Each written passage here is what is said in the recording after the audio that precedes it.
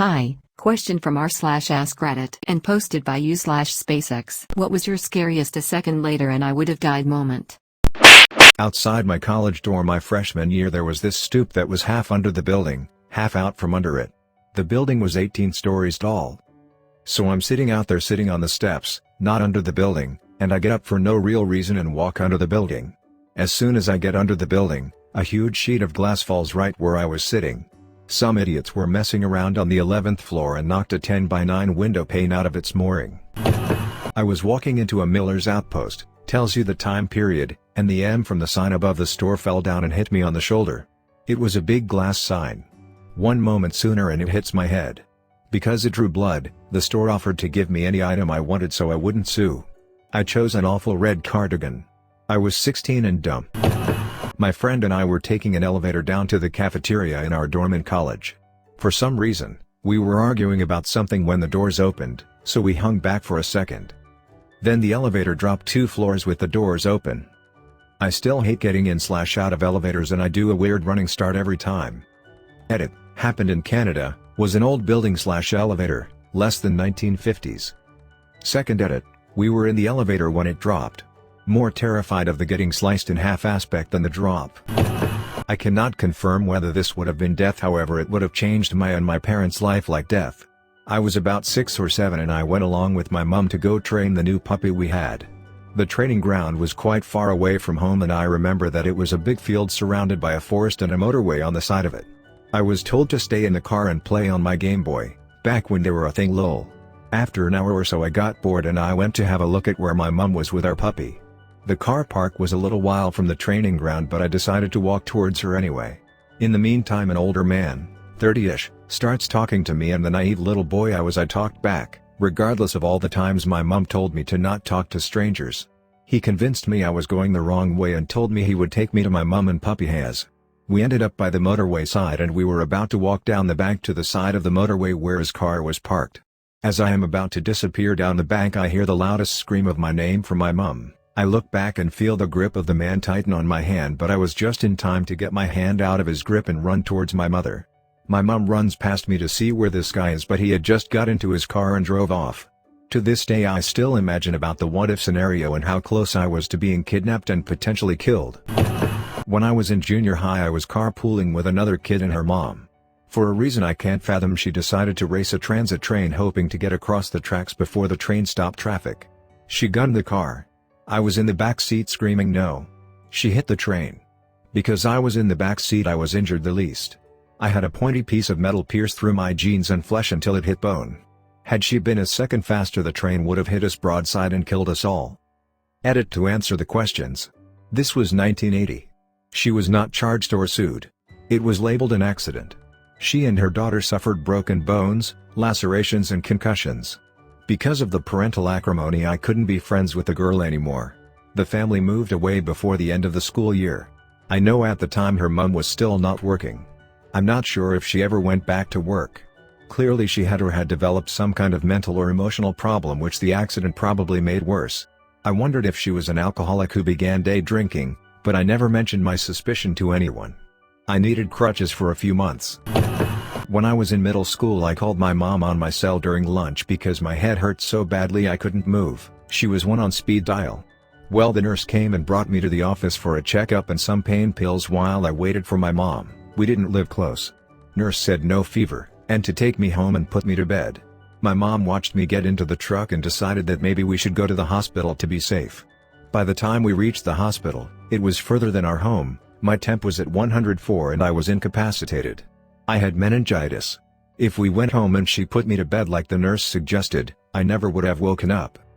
Edit for detail, for those who keep asking/speculating it was viral meningitis, the less severe form, but it progressed very quickly. I had no headache when I arrived at school. By lunchtime I couldn't move on my own and I couldn't see because light was too bright. The nurse came to get me and I didn't have a fever. After waiting for my mom 10 minutes on the 20-minute drive to the hospital and 10-minute wait at the hospital it was at 104. Yes, we told the nurse after, but there was only some of the symptoms when I left school. She never gave me or my mother advice again, just told symptoms and gave pain meds. About 30 years ago my family and I were driving up to Jasper, Alberta in the winter. There was a slow car in front of us, and an impatient one behind us who kept trying to pass. Eventually the car behind us did pass, on a blind corner, and hit a logging truck head-on. The slow car in front of us was also hit, but my dad managed to put us in the shoulder and not in the collision.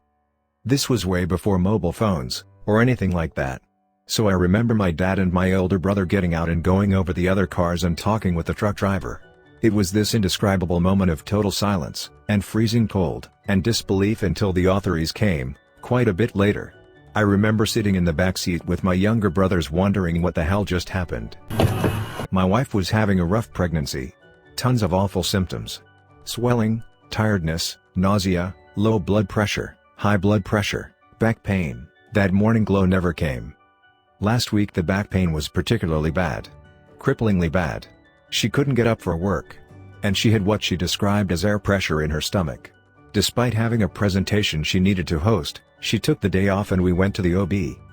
Saw the OB briefly and she told us to go to the ER to make sure everything was okay, as it vaguely sounded like a pulmonary embolism. My wife couldn't take in a full breath, and something was off but we didn't know what. Cue the long wait at the ER, wanting to go home and her thinking she could deal with the pain. We were hungry and tired. 10 hours later, ER cleared her, no pulmonary embolism in the lungs found, but there were elevated liver enzymes found in her blood test. So off we went to labor and delivery, for a final blood pressure check before being released. They have to clear her also since she's pregnant. Cue the doctor working in L&D coming to ask about her symptoms and the liver enzymes to clarify, and then taking over for the nurse and personally checking her blood pressure. Earlier in the ER it was 130/something. High for pregnancy but not immediately concerning. But now it was 168. We aren't going home. She's not even getting up to the elevator. She gets wheeled upstairs and the OB gets called. The next bit happened quick. We're being asked a lot of questions about when the symptoms started, how far along she is. There's a sudden swarm of nurses around her, and there's a huge sense of urgency in the room. Blood pressure is now 186/93. She's being hooked up to the monitors, and 4 to get platelets, and getting more blood drawn. She was about to get up to use the restroom and a doctor sternly tells a nurse helping that she cannot be up right now.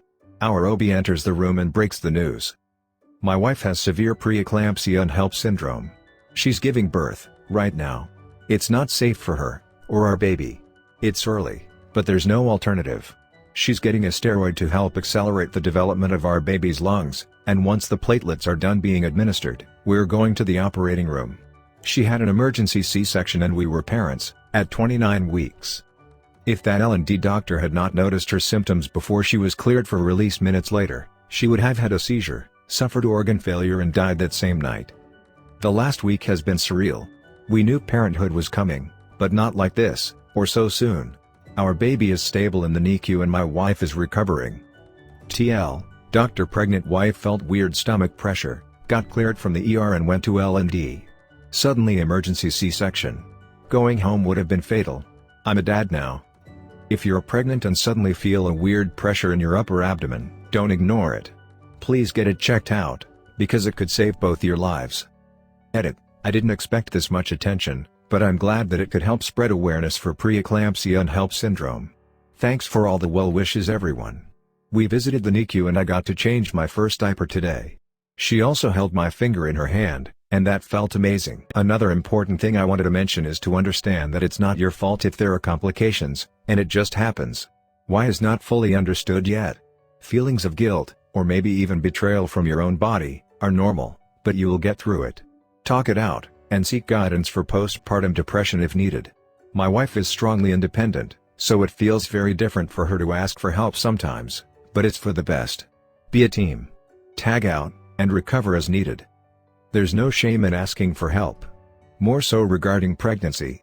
It's way more hardcore than normally depicted, and complications and difficult symptoms are surprisingly common. If my story helps even one person recognize the signs and get to a doctor in time, I'm extremely grateful. I was working on a pipe crew in 1998, we were installing a large concrete vault in a pretty big hole. I'm standing in a ditch about 6 feet deep marking grade while the excavator operator is digging.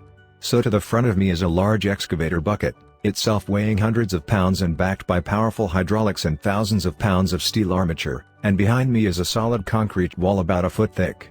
and the ditch is only a few feet wide and too tall for me to jump or climb out of with any kind of speed. Suddenly the excavator spins to one side and the arm snaps out to full extension with full force, and the operator shuts it down. The bucket missed my head by about a foot. He climbs out of the machine, visibly shaken, and tells me that something has failed on the machine and the arm wasn't supposed to have done that. So as he's been digging, he's been noticing that ever so slightly there's a bit of a delay between his inputs and the machine's actions, and in the moment before failure he just felt something wasn't right and tried to pull the bucket in, when it didn't seem to want to. He turned the excavator just in case, and that's when the arm extended. Had he not, I would have been crushed to fucking death. There were 2 other excavator operators on that crew, and they were basically idiots. Had one of them been with us that day, I'm sure I'd be dead. Not necessarily a second later.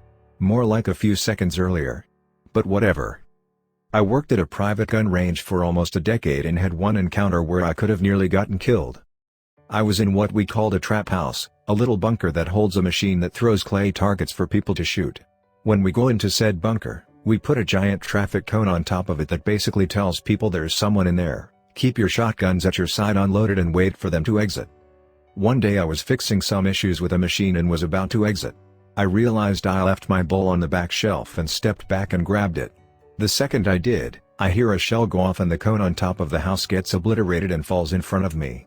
Turns out one of our members had his daughter there and was teaching her how to trap shoot. He didn't realize she loaded a shell when he was teaching her how to aim, irrelevant cause his gun shouldn't have been pointed downrange. He lost his membership over that incident. TL doctor, if I didn't forget my bowl on a shelf, I would have stepped out of a bunker and had my head blown off by a shotgun wielded by an 8-year-old girl. I was swimming with my dad and my younger brother in a lake. We had one of those decent-sized blow-up rafts that we brought out to play around on. I thought it was cool to swim underneath the raft and surface on the other side. Well, the third time I tried this, my little brother jumped into the raft and his body slammed into my head while I was swimming underneath, completely disorienting me. I remember just inhaling tons of water and trying to figure out which way was up, and every time I tried surfacing I'd hit the bottom of the raft and become disoriented again. I could feel myself starting to black out before I pulled myself up around the side of the raft. No one even knew anything was wrong until I started heaving up water and coughing. Similar to this, when I was around 8, I didn't know how to swim very well and was at my grandmother's neighbor's home playing in the pool with a friend my age. Accidentally stepped out of the shallow end and slid into the deep end, and remember just sitting at the bottom staring up at the surface and starting to black out. Friend's mother dove in and saved me. Still love water though. 10/10 would swim under blow-up raft again. Thanks for watching. Please do like, share, comment and subscribe for more videos.